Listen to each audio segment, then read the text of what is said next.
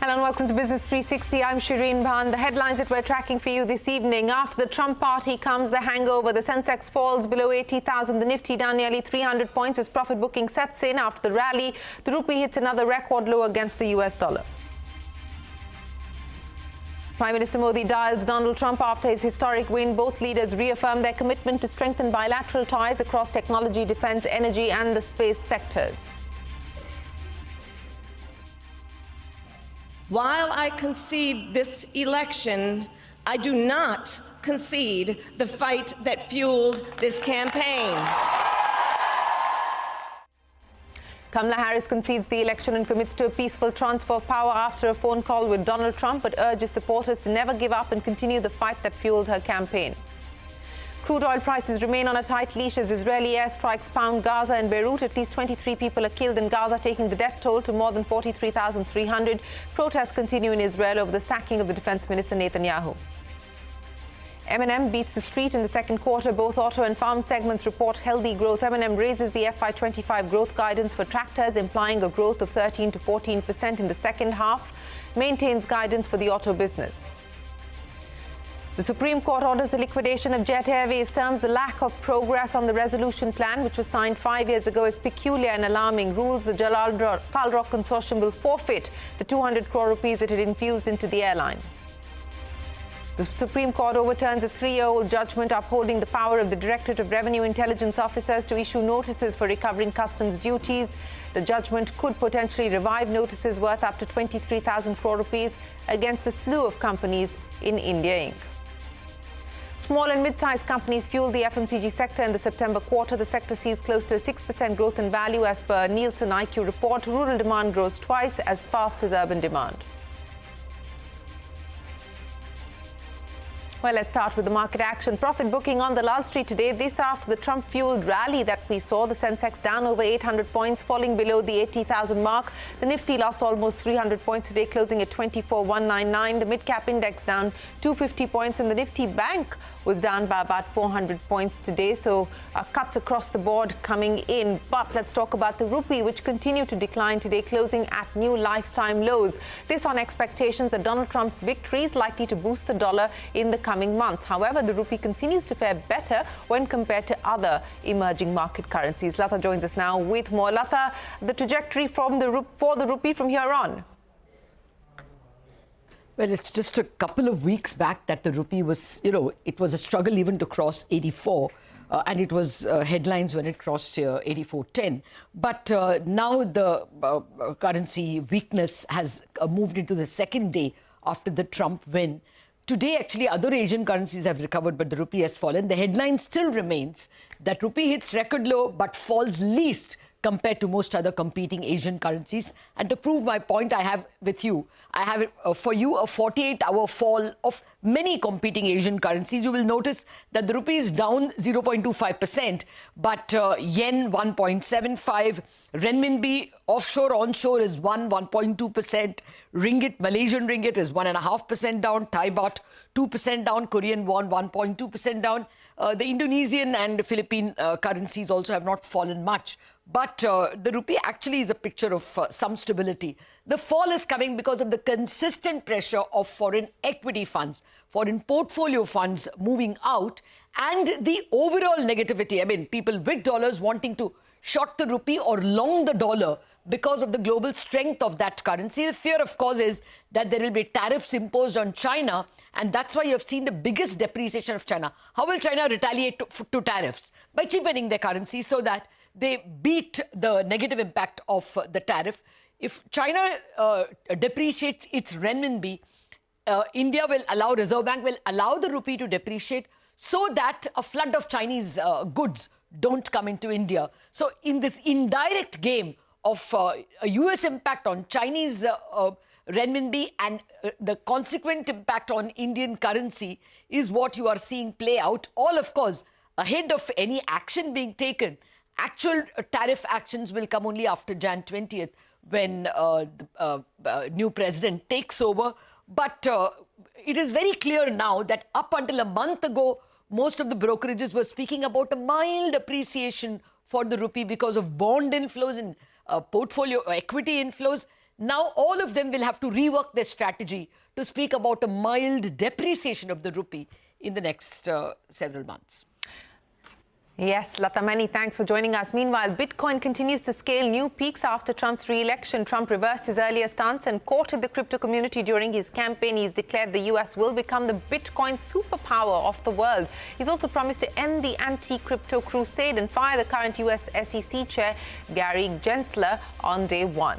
And crude oil prices remain on a tight leash even as tensions in West Asia continue to boil over. At least 40 people were killed and over 50 wounded after Israel bombarded Lebanon overnight. Lebanon's civil defense crew has said it pulled out 30 bodies from the rubble of an apartment building after it was destroyed in an Israeli strike yesterday. Meanwhile, at least 15 Palestinians were killed in an attack after a house in Gaza was destroyed. The United Nations humanitarian chief Joyce Muir has warned that Palestinian civilians held under near-total brutal siege by Israeli forces. Democratic nominee Kamala Harris addressing supporters after losing to Donald Trump in the presidential race. In her address at Washington, D.C., Harris committed to a peaceful transfer of power and also encouraged supporters to continue fighting for their vision of America. She also made a veiled reference to Trump's earlier remarks of election fraud. She said that accepting the polling results even after losing an election is a fundamental principle of American democracy. Earlier today, I spoke with President-elect Trump and congratulated him on his victory. I also told him that we will help him and his team with their transition, and that we will engage in a peaceful transfer of power. While I concede this election, I do not concede the fight that fueled this campaign. And Prime Minister Modi dialing America's President-elect Donald Trump after his historic win, both leaders reaffirming their commitment to work together to further strengthen bilateral ties across technology, defense, energy and the space sectors. India's External Affairs Minister said Trump's victory will disrupt the world and India can take advantage of the disruptions. Take a look.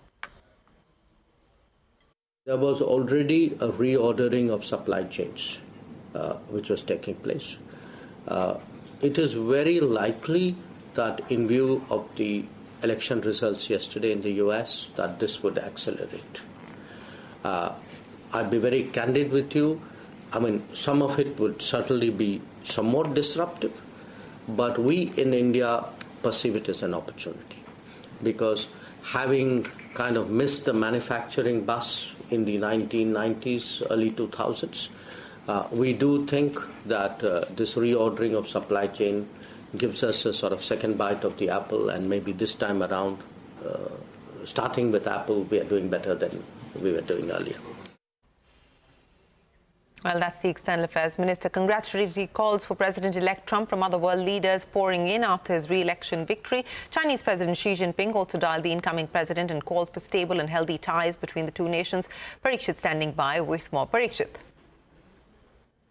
Well, yes, both leaders, both Prime Minister Modi and Donald Trump spoke at length yesterday. In fact, Prime Minister Modi was one of the first world leaders to congratulate Donald Trump. They reaffirmed their commitment to the greater India-US comprehensive strategic partnership.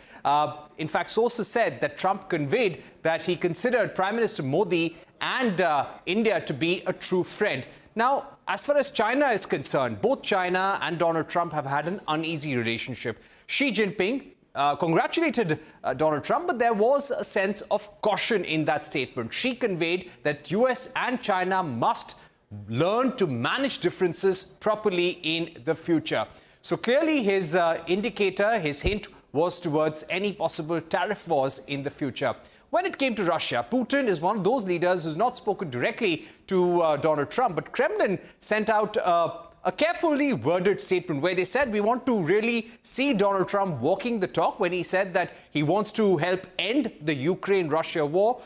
Iran, on the other hand, said that we've had very bitter experiences with the previous US administrations, and we hope that Donald Trump will be able to undo some of the wrong policies of the Biden administration and previous US governments. Ukraine urged Donald Trump to take action against Russia. So this is how world leaders reacted. As far as Israel was concerned, Netanyahu congratulated Donald Trump. Both leaders discussed Israel's security, the threat of Iran as well. So clearly a lot of leaders queuing up to congratulate Donald Trump, but it's going to be an uneasy world order. All right, Parikshit, many thanks for joining us. Now, as Donald Trump returns to the White House, all eyes on the top contenders for cabinet posts in the new administration. While it's still early days to speculate, it is almost certain that billionaire Elon Musk will play a significant role in the next government. The world saw their relationship blossom during the U.S. presidential race, with public support, take over, Elon, yes, take it, chats on social media, and $1 million giveaways. And now, the world's richest man, Elon Musk, stands to benefit greatly from his ties to President-elect Donald Trump. fight, fight, fight, vote, vote, vote. That's after federal disclosures showed Musk gave over $100 million to his pro-Trump spending group. Trump loaded Musk with praise early Wednesday morning during his victory speech. Let me tell you, we have a new star. A star is born, Elon. But he's a character, he's a special guy, he's a super genius. We have to protect our geniuses. We don't have that many of them. Trump has said he would pick Musk to lead a new government efficiency commission to cut federal spending. The Tesla CEO has said at least $2 trillion could be cut from the $6.75 trillion federal budget. How that works could be key to the Trump administration. Musk has been a vocal critic of federal review of his SpaceX rocket business. His influence could mean less federal oversight of not only space exploration, but other new technologies Musk has a huge stake in, like EVs. Musk also wants to speed up approval of his autonomous driving technology. But Trump and Musk aren't completely in sync. Trump has said he will not let California require all vehicles in the state go electric in a decade. Musk is a big proponent of carbon-free energy, with Tesla being a major supplier of solar systems and batteries. Trump has promised to kill the offshore wind industry and rescind all unspent funds under the Inflation Reduction Act, President Joe Biden's signature climate law that Musk has benefited from. Republican-dominated states have seen big gains from the law. Musk is building his second U.S. electric vehicle factory in Texas.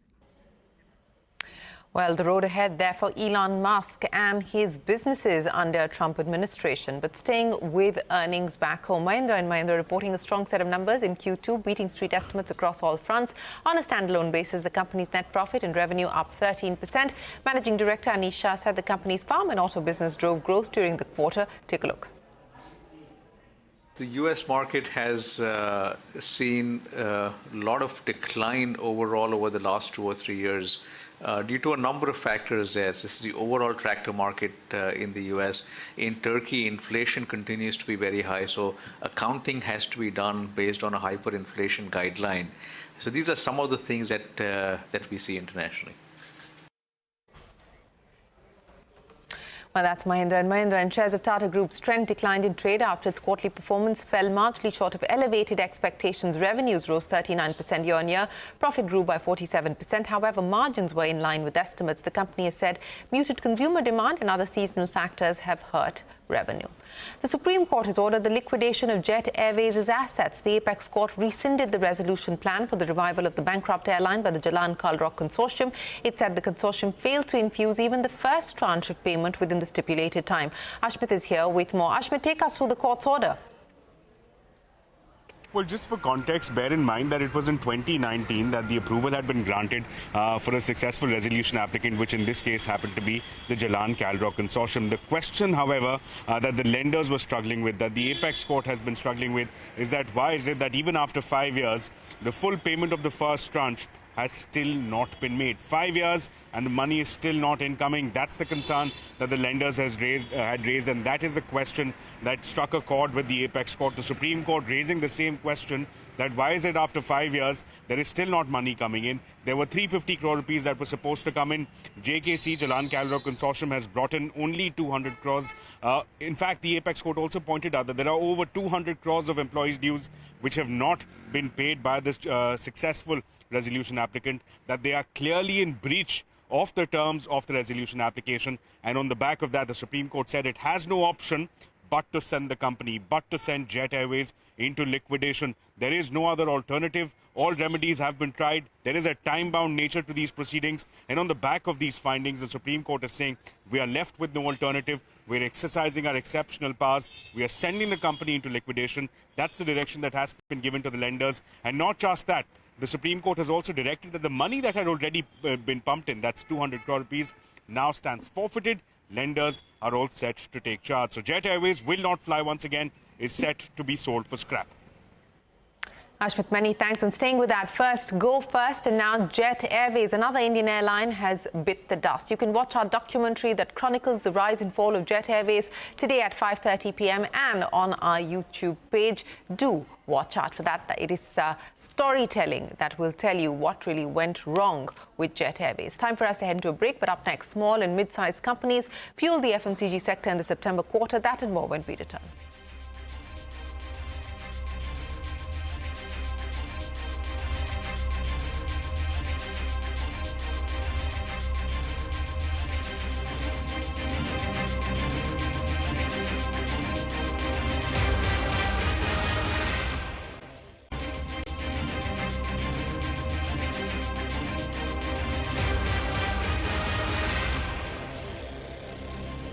Sources have told CNBC TV 18 that the Enforcement Directorate has launched pan-India searches on select sellers listed on Amazon and Flipkart for alleged money laundering. Timsy joins us now with the details. Timsy, take us through what the ED is focused on. Well, that's right. It seems to be a busy day for revenue officers out there in the field. To begin with, there are fresh rounds of search operations that are being conducted by the Enforcement Directorate on various sellers that are listed at e-commerce platforms such as Amazon and Flipkart. These search operations are being conducted at over 20 locations, which includes in the metro cities of Delhi, Mumbai, Bengaluru, Hyderabad. We are learning from sources that ED search operations are for alleged PMLA violations for money laundering. This is in an old existing case where these sellers were questioned earlier for violations of FEMA. Let's see what happens once these search operations are concluded. But yes, over 24 of locations covered under the search operation, including locations at Delhi, Mumbai, Hyderabad and Bengaluru. Apart from that, income tax, on the other hand, is conducting search operations at Truecaller. This search operation is being conducted by the Income Tax Department at the Truecaller premises in Gurgaon for violations of transfer pricing norms under the Income Tax Act. As we speak, both the search operations are separate and they are still underway. So we'll keep you posted as to what happens finally once these search operations conclude. What is the finding of these search operations? And yes, what sort of allegations are being leveled against these e-commerce sellers and Truecaller separately by the Enforcement Directorate and by Income Tax respectively. Back to you. Timsy, many thanks. Small and mid-sized companies have fueled the FMCG sector in the September quarter. According to a Nielsen IQ report, the sector has seen close to 6% growth in value in Q2. Shilpa standing by with more. Shilpa, what else has the report revealed about what's going on with the FMCG sector? Well, this is the quarterly snapshot from Nielsen IQ that's coming in for the July to September quarter. And like you pointed out, while the overall value growth was about 5.7%, it's seen a volume growth this time of about 4.1%. And as input costs have started inching up again, there has been a price growth of just 1.5% as against a flat price growth of almost 0.1% last quarter. Now, what's interesting, though, is that we are seeing recovery in rural, and hence rural this time has grown twice as fast as urban, where rural grew at about 6%, while urban grew just about 2.8% as against a slight growth from the last quarter of 2.1%. Now, the growth has largely come from food consumption thanks to staple categories like edible oils, packaged atta, spices, despite prices inching up. And this mirrors the general festive season behavior.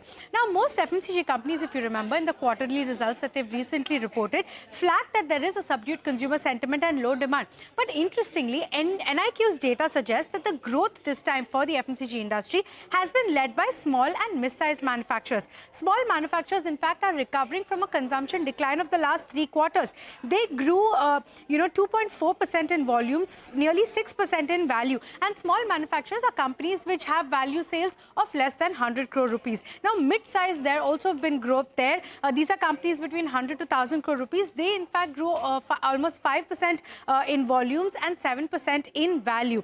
And, FMCG companies which are classified as giants by NIQ, which is, companies that have over 5,000 crore in sales, these have, in fact, grown the slowest at about 3.5%. And they, in fact, saw a decline in volumes over the last quarter, where this quarter has come at 3.3% as against a 4.1% in the previous quarter. And if you remember, this is the kind of commentary that we also saw from FMCG giants like HUL, ITC, Tata Consumer coming in through the quarter. But it is small manufacturers that seem to be seeing a resurgence, and that's where the growth has come in for the entire sector this time. Back to you.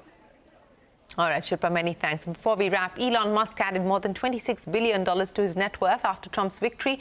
But it was not just Musk, the richest man in the world, who saw his net worth soar. Other billionaires have seen their net worth soar as well. Kiran Khatri is here with more. Global stock markets cheered Donald Trump's historic win in the US presidential elections, and the biggest gainers of this were the world's richest billionaires. As per the Bloomberg Billionaires Index, their net worths clocked a total gain of nearly $64 billion in a single day. This is the biggest daily gain for the top 10 billionaires since the Wealth Index began in 2012. The fortune of Elon Musk, Trump's new star, surged a whopping $26.5 billion. Remember, Musk spent more than $130 million to support Trump's re-election bid, and Trump praised him for nearly 4 minutes in his 30-minute victory speech. Amazon's Jeff Bezos, who also owns Washington Post and decided to block the news outlet from endorsing any candidate, gained over $7 billion. The net worth of Oracle's Larry Ellison surged by nearly $10 billion. The fortunes of Google co-founders Larry Page and Sergey Brin rose by over $5 billion each, while that of Warren Buffett rose $7.6 billion. Meta's Mark Zuckerberg saw his wealth erode by $81 million. Remember, Trump had alleged that Zuckerberg had plotted against him in the 2020 election. He also threatened to throw Zuckerberg in jail if he did anything this time. Kiran, many thanks for joining us. And with that, it is time for us to wrap up this edition of Business 360. The news will continue right here on CNBC TV 18. Stay tuned. We're back in a moment with more.